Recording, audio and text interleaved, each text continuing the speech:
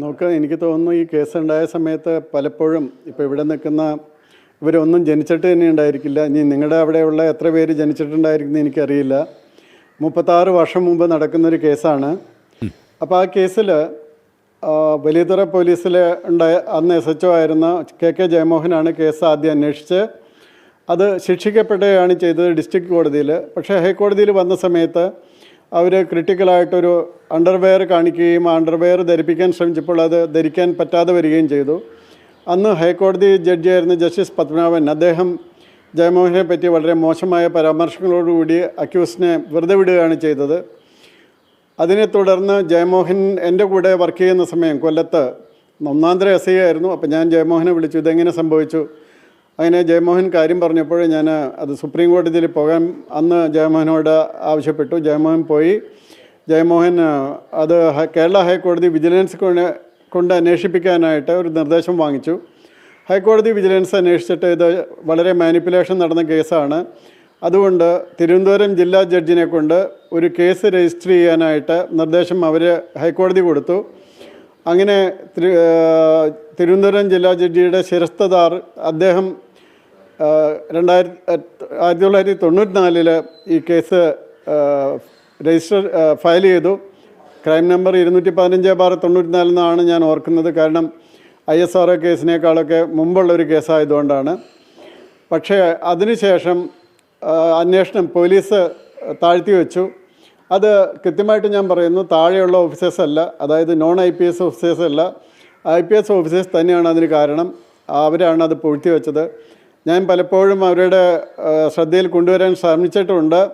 ഇത് പോലീസിൻ്റെ മുഖത്ത് കരിവാരി തെച്ച കേസാണ്, ആ കേസിൽ പോലും ഇങ്ങനെയുള്ളൊരു സമീപനം പാടില്ല എന്ന്. ഏതായാലും 2005 ഞാൻ IG സൗത്ത് സോണായിട്ട് വന്നപ്പോൾ ഈ കേസ് ഡയറി വിളിപ്പിക്കുകയും അത് വക്കം പ്രഭ എന്ന ഏറ്റവും നല്ലൊരു അന്വേഷണ ഉദ്യോഗസ്ഥനെ ഏൽപ്പിക്കുകയും ചെയ്തു. അദ്ദേഹം 2006 തന്നെ ഈ കേസ് ചാർജ് ചെയ്തതാണ്. പിന്നീട് 2014 വരെ വിവിധ കോടതികളിലായിട്ട് കേസ് കറങ്ങി നടന്നു.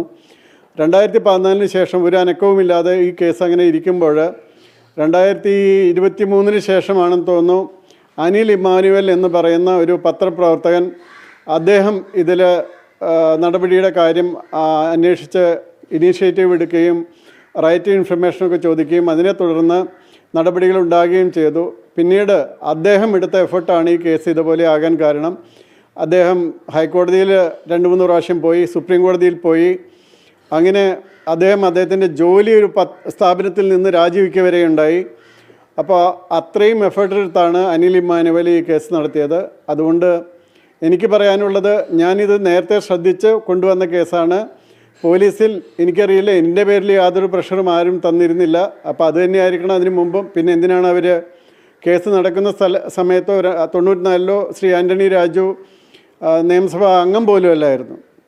അപ്പോൾ അതുകൊണ്ട് എന്ത് പ്രഷറിലാണ് ഈ കേസ് ഒതുക്കി വെച്ചതെന്ന് എനിക്ക് പറയാൻ വയ്യ. പക്ഷേ 2005 സെൻകുമാർ, ഇവിടെ ഈ കുറ്റപത്രം സമർപ്പിച്ച് 19 വർഷങ്ങൾക്ക് ശേഷമാണ് നിർണായകമായ കണ്ടെത്തലിലേക്കും ഇനി വിധി പ്രസ്താവത്തിലേക്കും കോടതി എത്തുന്നത്. ഇവിടെ താങ്കൾ പറഞ്ഞു ഈ ചില ഉദ്യോഗസ്ഥരുടെ ഭാഗത്ത് നിന്നും ഇടപെടൽ ഉണ്ടായിട്ടുണ്ട്. രാഷ്ട്രീയമായിട്ടും അത്തരത്തിലുള്ള ഒരു സമ്മർദ്ദം ഏതെങ്കിലും തരത്തിൽ ഉണ്ടായിരുന്നോ?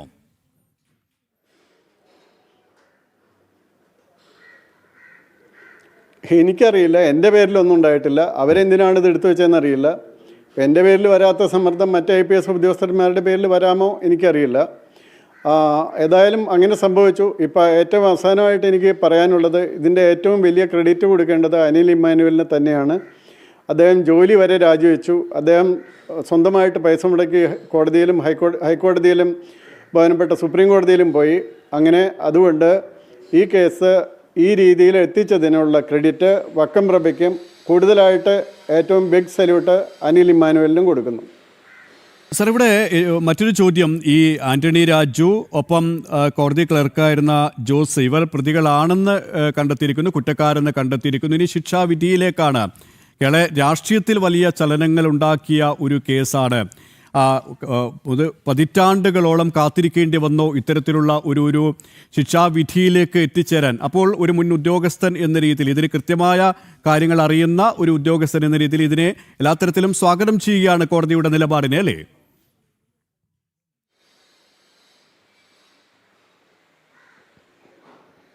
തീർച്ചയായിട്ടും എനിക്ക് തോന്നുന്നു ഈ മജിസ്ട്രേറ്റ് കോടതിക്ക് വിധിക്കാൻ വയ്യാത്ത ഹയർ പണിഷ്മെൻ്റ് ഉള്ള ശിക്ഷകളാണ് ഇതിനുള്ളത്. അതുകൊണ്ടാണ് ഈ കോടതിക്ക് അത് ശിക്ഷിക്കാൻ പറ്റാത്തത്. യെസ്, വളരെയധികം നന്ദി ശ്രീ TP സെൻകുമാർ, ഇത്രയും സമയം ഞങ്ങളോട് സഹകരിച്ചതിന്. ഏതായാലും തൊണ്ടിമുതൽ കേസിലാണ് ആന്റണി രാജുവിന് തിരിച്ചടി ഉണ്ടായിരിക്കുന്നത്. കുറ്റക്കാരൻ എന്ന് കണ്ടെത്തിയിരിക്കുകയാണ്. ഒന്നാം പ്രതി ജോസും രണ്ടാം പ്രതി ആന്റണി രാജുവും കുറ്റക്കാരെന്ന് മജിസ്ട്രേറ്റ് കോടതിയാണ് കണ്ടെത്തിയിരിക്കുന്നത്. ഇപ്പോൾ ഒരു ഉപഹർജി പ്രോസിക്യൂഷൻ നൽകിയിരിക്കുകയാണ്. സെഷൻസ് കോടതിക്ക് മാത്രമാണ് ഈ 10 വർഷത്തിൽ അധികം ശിക്ഷ വിധിക്കാനുള്ള ഒരു അധികാരമുള്ളത്. മജിസ്ട്രേറ്റ് കോടതിക്ക് ചില പരിമിതികളുണ്ട്. അത് മനസ്സിലാക്കിക്കൊണ്ടുള്ള ഒരു ഇടപെടലാണ് ഉണ്ടായിരിക്കുന്നത്. അത്തരത്തിലുള്ള ഒരു പരിശോധനയാണ് ഇപ്പോൾ മജിസ്ട്രേറ്റ് കോടതി ഉപഹർജിയുമായി ബന്ധപ്പെട്ട് നടത്തിക്കൊണ്ടിരിക്കുന്നത്. അതിനുശേഷമായിരിക്കാം കോടതിയുടെ മറ്റ് നടപടികളിലേക്ക്, അതിൻ്റെ വിശദാംശങ്ങളിലേക്ക് നമുക്ക് കടക്കാൻ സാധിക്കുക.